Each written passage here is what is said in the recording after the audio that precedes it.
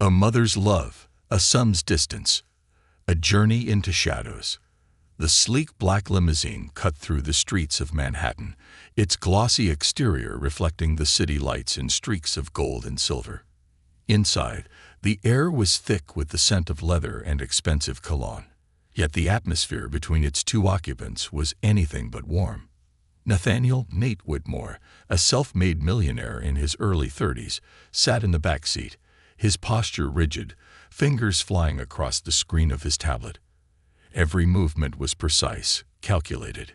His neatly tailored Armani suit barely creased as he worked, his mind churning with numbers, stock projections, and deal negotiations. Beside him sat Margaret Whitmore, his 64-year-old mother, her aging hands clasped nervously in her lap. Her eyes, kind yet weary, held remnants of the past, a past where her son had once clung to her hand and called her his best friend. Now she could barely get a sentence out before he silenced her. The city outside blurred past, a contrast to the painful stillness inside. Margaret couldn't hold it in anymore. "Nate, dear, where exactly is this gala being held?" she asked, her voice soft yet eager, her hand smoothing over the elegant yet outdated dress she had carefully chosen for the evening. Without looking up, Nate's voice came clipped cold. "The Winston Grand." Margaret nodded, a faint smile creeping onto her lips. This was the first time Nate had invited her anywhere in years. The limousine, the event. It all felt like an unexpected dream. "I can't believe it," she murmured, glancing around at the car's luxurious interior. "This is the first time I've ever been in your limousine, Nate. I'll never forget this moment." She ran a gentle hand along the smooth leather seat, her voice filled with nostalgia. "It's beautiful. When did you get this?" Silence. It took a moment before Nate answered, his tone indifferent. 5 years ago." Margaret chuckled, though her heart ached at the realization. 5 years. That was how long her son had lived this extravagant life without once bringing her into it. "My goodness, time flies," she mused, forcing a light tone, though sadness tinged her words. "I've missed you, Nate. We used to spend so much time together. I'm so proud of you, you know. A millionaire at such a young age. Look at all you've accomplished." Still, Nate remained silent. He had perfected the art of selective hearing when it came to emotions. Determined to engage, Margaret pressed on. "What's tonight's event about, dear?" A sharp exhale escaped Nate's lips as he finally looked up, his patience wearing thin. "It's a networking event for major business owners, people who actually shape industries. It's about legacy, innovation, and leadership. We're celebrating long-standing partnerships and introducing the next generation of leaders." He thrust an invitation toward her. "Here, read for yourself." Margaret took it with trembling hands, glancing at the elegant gold lettering. She didn't need to read it. She understood what this was now. This wasn't about a reunion. This wasn't about them reconnecting. This was about appearances. Nate had only brought her along to create the illusion of a strong family bond in front of business tycoons who valued legacy. Her heart sank. "So, you invited me just for show?" she asked softly, her voice barely above a whisper. Nate didn't bother sugarcoating it. "That's business, Mom. People like Henry Caldwell value family-run corporations. If I show I have a strong family presence, it benefits me." His expression hardened. "I need you to behave tonight. Just smile, keep quiet, and don't embarrass me." Margaret swallowed the lump in her throat. She had to be strong. If this was the only way to spend time with her son, she'd take it. "Of course, dear," she said, forcing a smile. "I'll do my best." The grand arrival. As the limousine rolled up to the entrance of the Winston Grand, the sight before them took Margaret's breath away. A plush red carpet stretched from the curb to the hotel's towering golden doors. Spotlights illuminated the scene, casting a glow over the extravagant gathering of Manhattan's most powerful elite. Women in gowns dripping with diamonds. Men in perfectly tailored suits worth more than Margaret's house. Photographers snapping pictures. Margaret suddenly felt self-conscious. Her modest blue dress, carefully ironed and selected with love, now felt like a relic among the silk and satin. "Come on," Nate muttered, already stepping out. He didn't even offer her his hand. Margaret followed quickly, her heels wobbling slightly on the carpet. As they walked toward the grand entrance, a distinguished-looking man with silver hair and a powerful presence stepped forward. Henry Caldwell. "Nathaniel," Henry greeted with a firm handshake. "Good to see you again." Then his gaze shifted to Margaret, and suddenly his warm smile deepened. "And this must be your mother." He extended a hand. "Mrs. Whitmore, it's an absolute pleasure." Margaret felt an unexpected warmth at the kindness in his voice. "Please, call me Margaret." Henry chuckled. "Then call me Henry. Family names are for board meetings." Margaret's tension melted slightly. Finally, someone who didn't look through her. Someone who didn't treat her as an afterthought. "I'm glad to see you here, Nathaniel," Henry continued. "My son, Ben, is here as well. He's stepping up in the company, just as I assume you're preparing your own next steps. It's good to see young men understanding the importance of legacy." Nate's practiced smile returned. "Yes, of course. Legacy is everything." Henry nodded approvingly. "We'll talk business later, after dinner. Enjoy the gala." As Henry moved away, Margaret stole a glance at her son. His expression was cold, detached. This was all a game to him, and she was just another piece on his chessboard. A mother's stumble, a son's disdain. As they neared the ballroom doors, disaster struck. Margaret's heel caught on a slight bump in the red carpet, and before she could steady herself, she stumbled forward. A gasp escaped her lips as she fell to her hands and knees. For a moment, the world went silent. Then, Nate's sharp hiss cut through the air. "Mom," he whispered venomously, "get up. Now." Embarrassment burned through her. She reached for his hand, but he didn't offer it. Instead, he forced a tight smile, scanning the crowd, praying no one had noticed. Margaret's cheeks burned.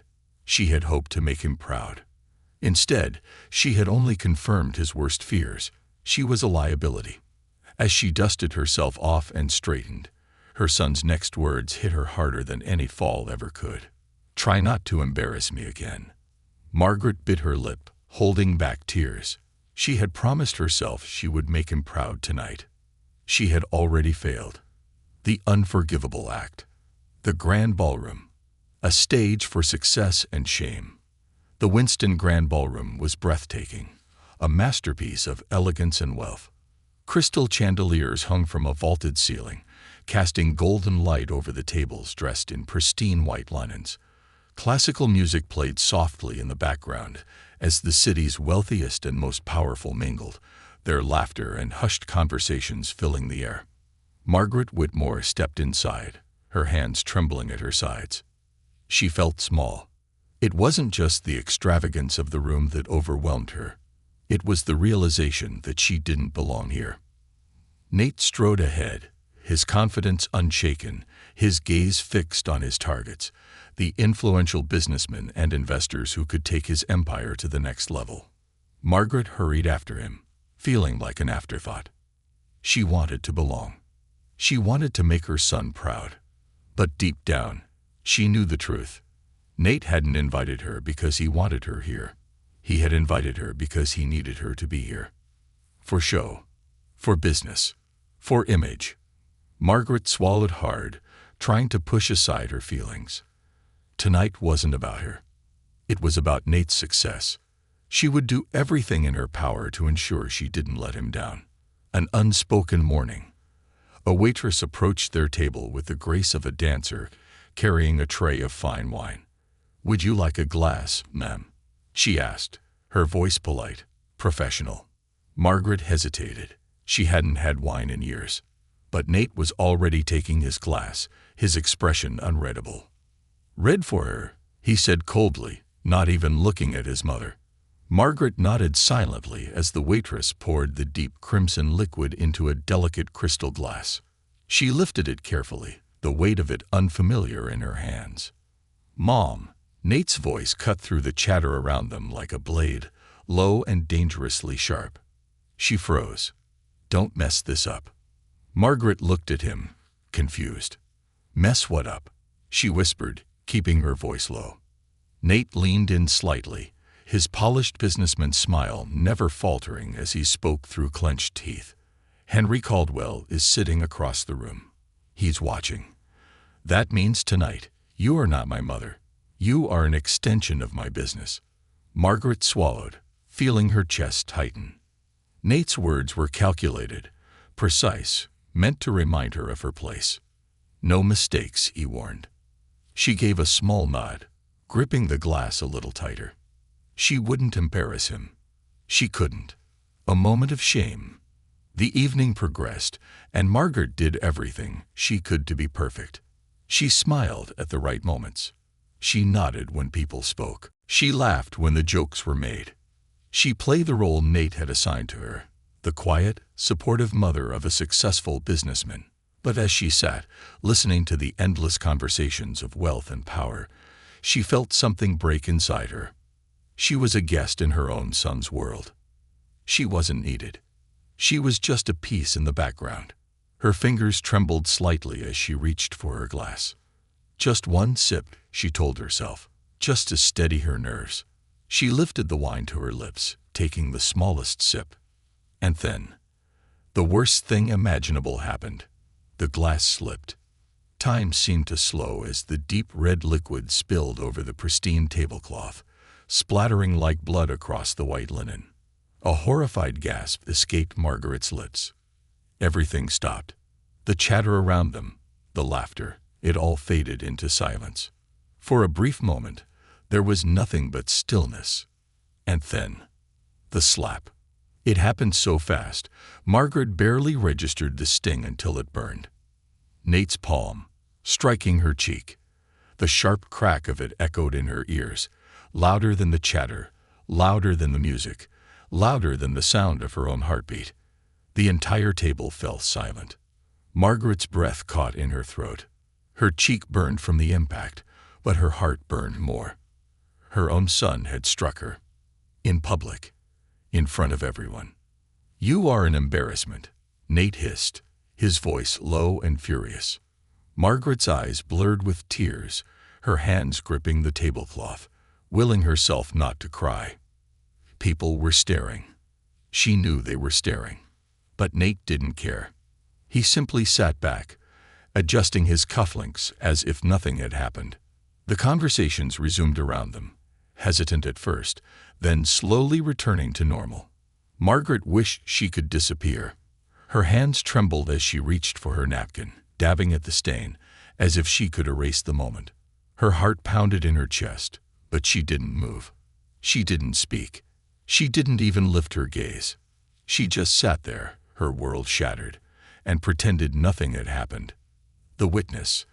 As she blinked back tears, she felt a presence behind her, a quiet voice, filled with something she couldn't quite place. Are you all right, Mom? Margaret turned slowly, her breath catching as she looked up. A tall man in his early 30s, dressed in a tailored tuxedo, his piercing blue eyes filled with concern. He had been sitting at the table behind them. He had seen everything. Margaret's voice failed her. She tried to smile, to say she was fine, but she knew it would be a lie. The man's jaw tightened slightly as he looked at her cheek, the place where Nate's hand had struck. And then, in a voice that sent a chill through her, he said, I'm Ben Caldwell, Henry Caldwell's son. Margaret's heart stopped. Nate's biggest potential business partner's son had witnessed everything. And the look in Ben's eyes told her one thing. He wasn't going to let it go. A son's downfall, a mother's rise. The weight of silence. Margaret could still feel the sting on her cheek as she sat frozen, her hands trembling beneath the table. She wanted to scream, to run, to wake up from this nightmare. But instead, she just sat there, motionless, swallowing the shame, the humiliation, and worst of all, the pain. Not the physical pain. The pain of knowing that the little boy she once cradled in her arms, The son who once called her his whole world had just raised a hand to her. And the worst part, he didn't even care. Nate sat beside her, his expression calm, detached, as if nothing had happened. As if he hadn't just slapped his own mother in front of the richest and most powerful people in the city. Margaret gripped the napkin in her lap, willing herself not to cry. The gala continued as though nothing had happened. As though she was nothing. And maybe, in her son's world, she wasn't. But then, a voice cut through the silence. "Are you all right, Mom?" Margaret turned, her vision still blurred with unshed tears, and found herself staring up at Ben Caldwell, the son of Henry Caldwell, the very man Nate was trying to impress. And he had seen everything. Margaret tried to force a smile, to pretend she was fine. But Ben's expression told her he knew she wasn't. His sharp blue eyes flickered between her and Nate, the muscles in his jaw tightening. He didn't speak. He didn't need to. Because in that moment, Margaret realized something terrifying. Ben wasn't just a witness. Ben was a man who had power, and he was going to use it. The calm before the storm. Nate, realizing the danger of the situation, straightened his posture, flashing his most polished businessman smile. "Ben," Nate greeted smoothly, as if nothing was wrong. "It's great to see you. Your father spoke highly of you earlier." But Ben didn't return the smile. He simply crossed his arms, his gaze steady, unreadable. "Did he?" Ben said coolly. "Because right now, I don't think he'd be saying the same about you." Nate's smile faltered for the briefest moment. Margaret saw it. That tiny flicker of doubt. And in that flicker, she saw something she had never seen in Nate before. Fear. But just as quickly, it was gone. Nate cleared his throat, leaning back in his chair as if he was above the conversation. "Listen, I don't know what you think you saw, but it's a private family matter. Nothing that concerns you." Ben arched a brow. "A private family matter." He let the words hang in the air for a moment before shaking his head. "See, that's where you're wrong, Whitmore, because you didn't just humiliate your mother. You humiliated yourself, and in front of the wrong people." Margaret felt her breath catch. Ben was warning him. This wasn't over. Not by a long shot. But Nate, foolish, arrogant Nate, laughed. Laughed. As if this was all just some joke. Margaret had seen that laugh before. The laugh of a man who thought he was untouchable. The laugh of a man who had just made the biggest mistake of his life. The beginning of the end. The night continued, but Margaret wasn't truly there anymore. Her body moved. She nodded. She smiled. She followed Nate's orders. But inside, she was breaking. And she knew, somehow, that this would be the last time she let him do this to her. The final course was served. And soon, the business meetings began. Margaret followed Nate toward the VIP lounge, where Henry Caldwell waited for their scheduled discussion. She walked in silence, but her heart was pounding. She could feel it. Something was coming. Something that would change everything. They reached the lounge. Henry Caldwell sat at the head of the table, exuding power and authority. Beside him, Ben. And in that moment, Margaret knew. Ben hadn't let it go, and neither had his father. The door shut behind them. The room fell silent. And then Henry Caldwell spoke, and Nate Whitmore's entire world came crashing down. The deal-breaker. Henry's voice was calm, but Margaret could hear the steel beneath it. "Nathaniel," Henry said, folding his hands in front of him. "Let's get straight to business. We're rescinding our offer." The words hit like a gunshot. Margaret saw it in Nate's face, the moment he realized he had lost everything. His hands curled into fists at his sides. "Excuse me," Nate said, his voice dangerously low. Henry didn't even blink. "I don't do business with men who can't respect their own blood." Silence. A long, heavy silence. And then Nate exploded. "This is ridiculous. This has nothing to do with my ability to run a business. This is personal, and you know it." Ben leaned forward, his expression unreadable. "You're right," he said. "It is personal, because in my family, we value something more than money, more than power." He glanced at Margaret. And for the first time that night, Margaret truly saw herself through someone else's eyes. Not as an embarrassment, not as a burden, but as a woman who deserved better. And in that moment, something inside her shifted. For years, she had let Nate control her. For years, she had swallowed her pain. For years, she had believed she wasn't worthy of standing beside him in his world. But that was a lie. And tonight, the lie ended. Tonight, Margaret Whitmore was going to stand up for herself. And she was never going to let Nate hurt her again. Margaret rose from her chair, her hand steady. Nate turned to her, furious. But for the first time in her life, she wasn't afraid. "Nathaniel Whitmore," she said, her voice clear and strong. "You are the biggest disappointment of my life. And tonight, I take back my power. A mother's revenge. The moment that changed everything." For years, Margaret Whitmore had been silent. She had endured the cold distance of a son who once adored her. She had swallowed the humiliation of being an afterthought in his world.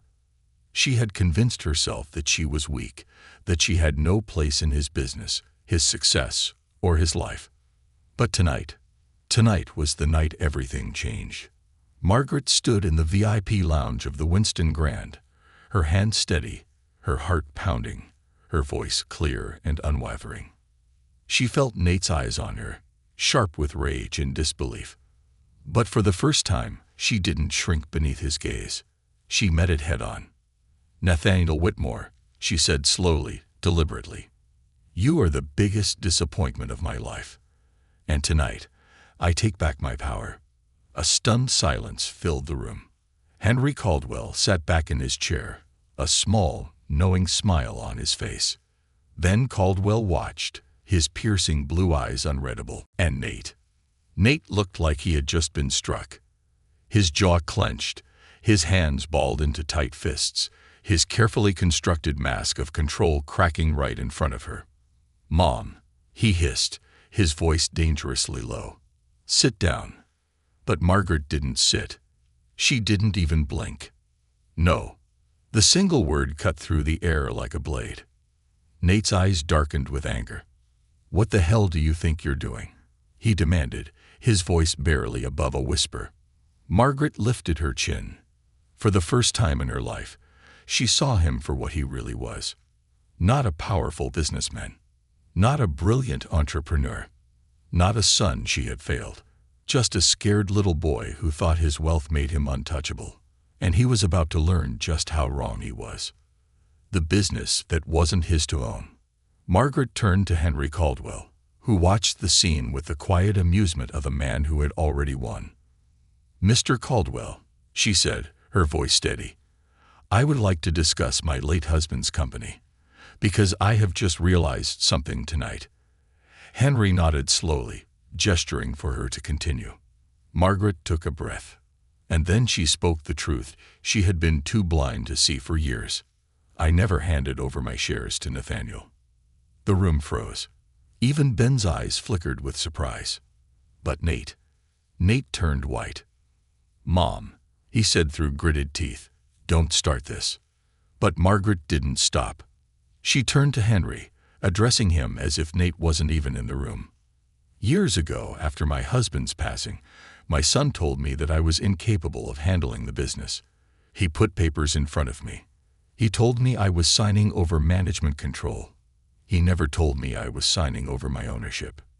She took a step forward, her voice growing stronger. "I didn't understand those documents. I trusted my son. I let him take over everything, believing it was still our family business. But now, I realize I was lied to." Henry leaned forward, intrigued. "Are you saying he deceived you?"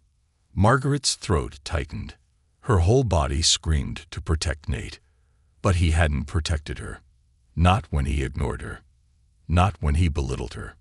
Not when he raised his hand to her in public. She met Henry's gaze, and with a steady voice, she said, "Yes, My son stole my company from me. The beginning of the end for Nate Whitmore. Nate's chair scraped against the marble floor as he shot to his feet, his entire body trembling with rage. What the hell are you talking about? He spat. You signed the damn documents. You don't get to act like a victim now just because. Henry held up a hand. The simple gesture silenced the room. Henry turned to Ben, his voice cool and calculating. Ben, I assume we already have legal records of the transfer. Ben nodded, tapping his phone. I had our legal team pull up the documents earlier. Mom signed over full ownership of her shares to Nate. Silence. Then. Except, Ben added, she didn't. Nate's entire body went rigid. Margaret felt her breath catch. What? Ben leaned back in his chair, completely relaxed as he continued. The documents were worded in a way that implied a transfer, but no court-verified signature exists. Legally speaking, the ownership of the company never changed hands. Margaret Whitmore still owns 50% of the company. Margaret's heart stopped. For 15 years, she had believed she had nothing. For 15 years, she had believed she had given up her husband's legacy.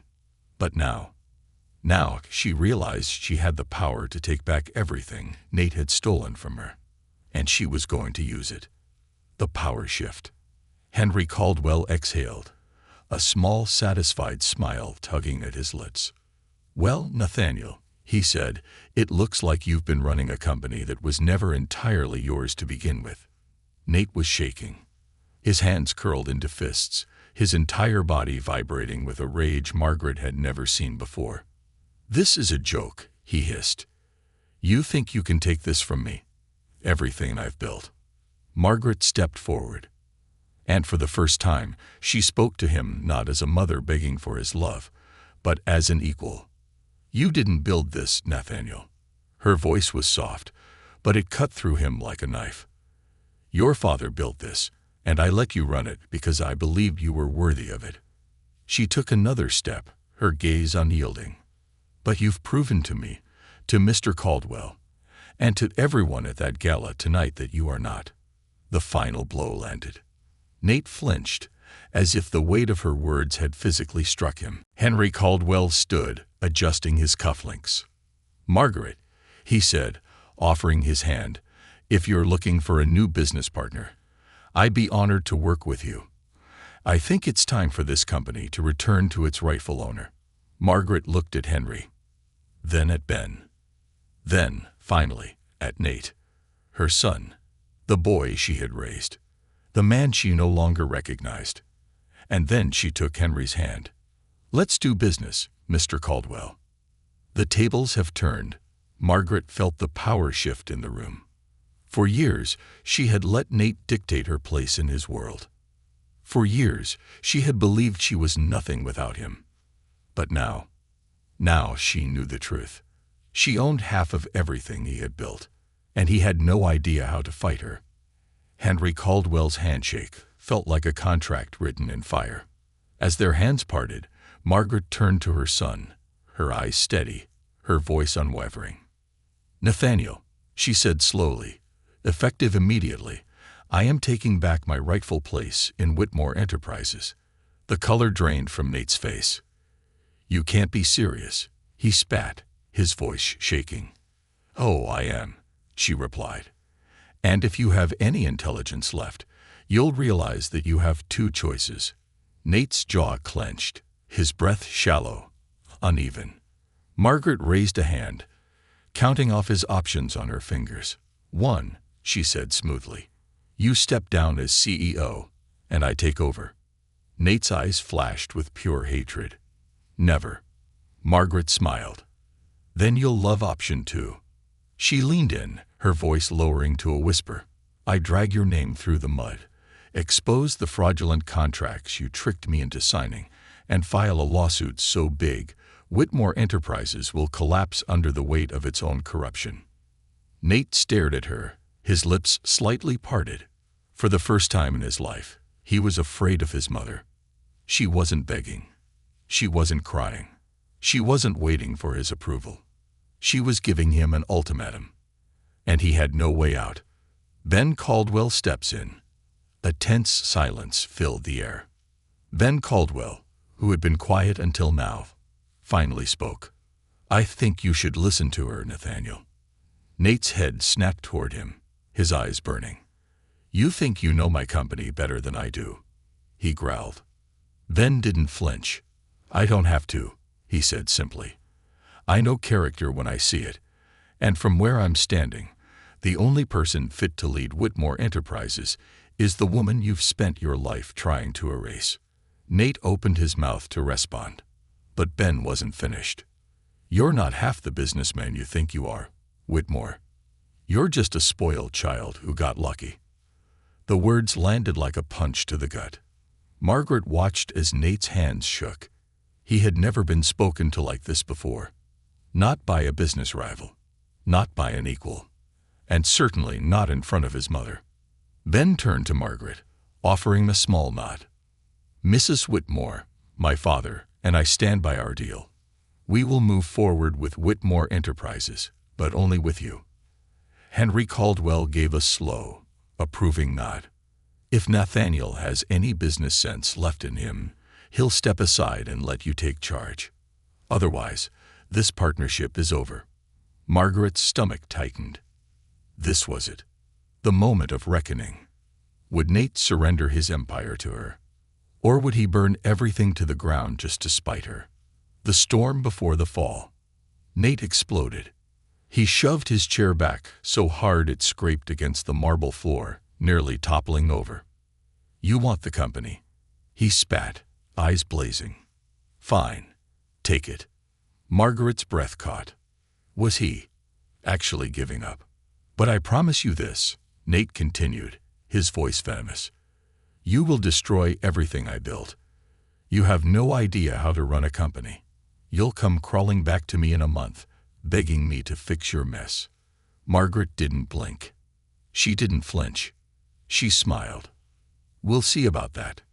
Ben chuckled, shaking his head.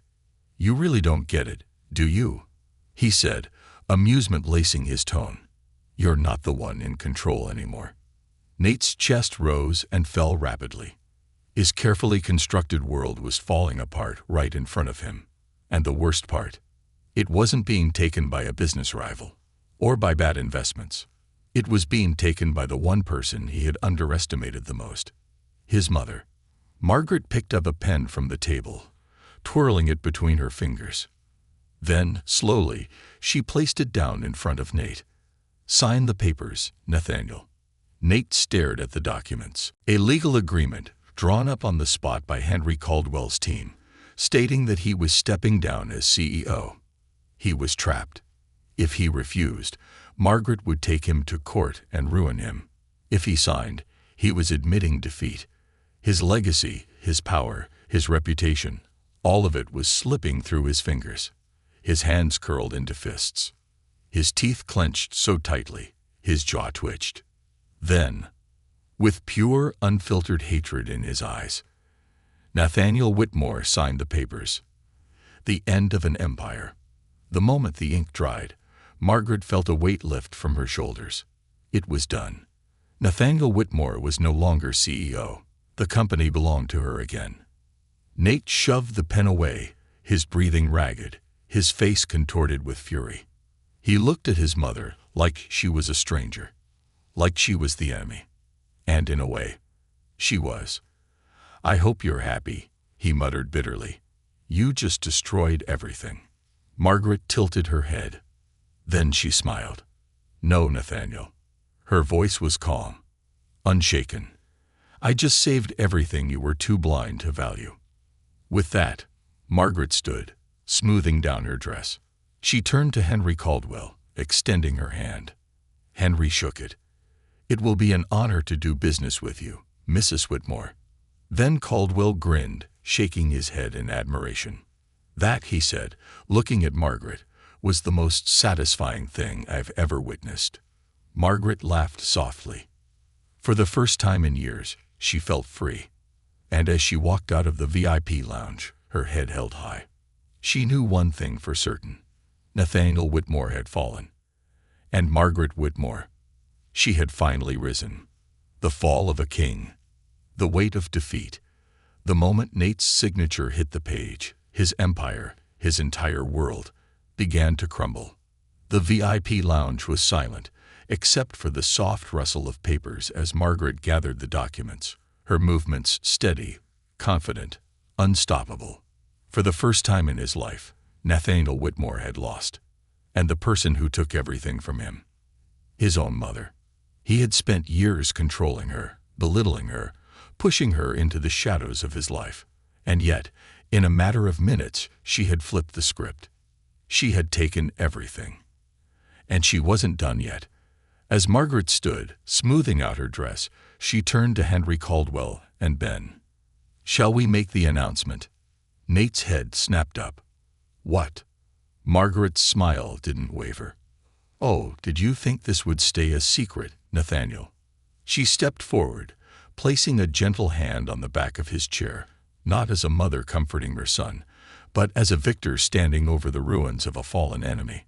"I'm about to tell the entire world what just happened." Nate's fingernails dug into the table. "You wouldn't dare." Margaret chuckled softly. "Oh dear," she said, tilting her head. "You really don't know me at all, do you?" Then she turned on her heel and walked out of the room. And Nate had no choice but to follow. The public execution. The ballroom was still buzzing with conversation as Margaret stepped onto the stage, the warm lights illuminating her face. All around, Manhattan's most powerful figures, CEOs, investors, and business elites, turned their heads in curiosity. Henry Caldwell and Ben stood beside her. And then, from the edge of the room, Nate appeared. His steps were slow, almost hesitant. His face was still flushed with anger, his hands trembling at his sides. Margaret took the microphone. And then she spoke. "Ladies and gentlemen, I'd like to thank you all for being here tonight." The room quieted. People leaned in, sensing that something big was about to happen. Margaret glanced at Nate, watching as he stood frozen, his entire body taut with dread. Then she turned back to the audience, her voice strong, unwavering. "As of tonight, I am reclaiming my rightful position as co-owner and leader of Whitmore Enterprises." A collective murmur rippled through the crowd. People exchanged glances, whispers, uncertain what this meant. Margaret let the moment sink in. Then, with poise, she delivered the final blow. "My son, Nathaniel Whitmore, has officially stepped down as CEO." Gasps, shocked expressions, eyes snapping to Nate, waiting for his reaction. For the first time, his power was gone. For the first time, he wasn't in control of the room. And it was glorious. A son exposed. Nate lunged forward, grabbing the microphone from her hand. His breath was ragged, uneven, his body shaking with rage. No, this isn't how this works." The crowd stilled. Margaret simply raised an eyebrow, watching him unravel. "I built that company." Nate spat, his voice sharp. "Me, not her. You all know that. You all saw what I did to make it what it is today." He turned, his eyes desperate, searching. "Mr. Caldwell," he said, forcing a bitter laugh. "Come on. You know my mother has no idea how to run a business. She's nothing. She's just—" His voice broke. The moment the word formed on his lips, he realized his mistake. He had just said it out loud. Margaret was nothing. His own mother. In public, before Manhattan's most powerful audience, the room turned ice cold. Margaret took a slow, deliberate step forward. She took the microphone back. And then, she laughed. Not bitter, not forced, just pure amusement. And that, ladies and gentlemen, is why Nathaniel Whitmore is no longer fit to lead this company. She turned to him, lowering her voice so only he could hear. "You just buried yourself, son." Nate stumbled back, his face ghostly white. People whispered. Investors shook their heads. Reporters, who had been covering the event, took notes, their eyes gleaming with the biggest business scandal of the year. And just like that, Nathaniel Whitmore was finished. The final goodbye. The gala continued, but Nate was no longer a part of it. He was a ghost in his own world. No one approached him. No one spoke to him. They only whispered. Margaret watched as her son stood alone, humiliated, broken. And for a moment, just a moment, her heart ached. Because he was still her son. Because she had wanted to fix things. Because she had spent years loving someone who never loved her back.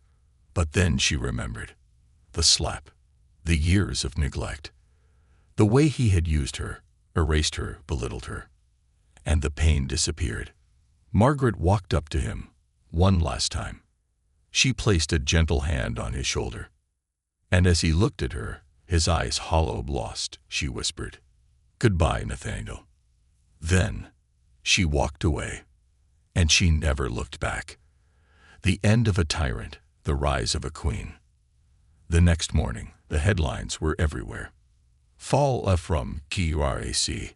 Nathaniel Whitmore stripped of power. The Queen Arrogance. Margaret Whitmore reclaims her husband's legacy. Inside the JLA we are EASON lost EVERTing. Whitmore Enterprises stock soared. Investors rallied behind Margaret. Henry Caldwell's partnership was secured. And Nathaniel Whitmore, he was nothing. No job, no power, no company, not even a family. Margaret sat in her new CEO office, staring out at the skyline. Her husband's legacy was safe. She was safe. And as the sun rose over Manhattan, she smiled. For the first time in her life, Margaret Whitmore had won. The legacy reborn. 1 month later, the name Whitmore Enterprises meant something again. For years, it had been a symbol of greed, cold ambition, and ruthless business practices, a reflection of Nathaniel Whitmore's iron-fisted rule. But now it stood for something different. It stood for legacy. It stood for redemption. It stood for a mother who refused to be erased. Margaret Whitmore sat in the CEO's office on the 50th floor, looking out over the New York skyline. She had fought for this. She had bled for this. And now, she owned this. The morning sun spilled through the floor-to-ceiling windows, casting golden light over the massive desk where she sat, signing off on new policies that prioritized ethics over greed, people over profit. She wasn't just running the company. She was saving it. And for the first time in a long time, she wasn't afraid anymore. The fallout of a fallen king. Nathaniel Whitmore had vanished. After his public humiliation at the gala, he had tried, desperately, to salvage what little reputation he had left. But the damage was irreversible. Every investor pulled out. Every ally abandoned him. Every publication tore him apart. The tabloids called him the man who had it all, and lost it overnight. The business world called him a fraud. And the worst part, there was no one left to blame but himself. No one had betrayed him. No one had schemed against him. His downfall was his own doing. And Margaret, she didn't waste a single thought on him. She had given him years of love, years of patience, years of second chances, and he had thrown it all away. So she had closed the door on him forever. No more motherly guilt. No more waiting for him to change. Nathaniel Whitmore had become a ghost, and Margaret Whitmore, she was more alive than ever. A new beginning. Margaret stepped into the conference room, where the company's top executives were waiting for her. A year ago, she wouldn't have dreamed of being in this room. But today, she was leading it. She took her seat at the head of the long glass table, glancing at the faces of the men and women who had once answered to her son. They had expected her to fail. They had expected her to be weak. But now, they leaned in when she spoke. Now they listened. Now they respected her. Margaret folded her hands on the table. "Ladies and gentlemen, I have made my decision." The room hushed. Every eye was on her. She took a breath. From this day forward, Whitmore Enterprises will not be run the way my son ran it. We will no longer engage in underhanded dealings. We will no longer prioritize profit over principles. This company was built by my husband on hard work and integrity. And it's time we return to those values." A ripple of surprise ran through the room. Some executives exchanged glances. They weren't sure whether to be impressed or worried. Margaret smiled. She could tell they didn't think she had the strength to follow through. But they were wrong. She had been underestimated before, and she had won. She would win again. Effective immediately, she continued, "I am implementing a full review of all ongoing projects. Any unethical contracts will be terminated. Any employee involved in corruption will be removed." She leaned forward slightly, her eyes sharp. "And if anyone in this room has a problem with that, you're free to leave." Silence.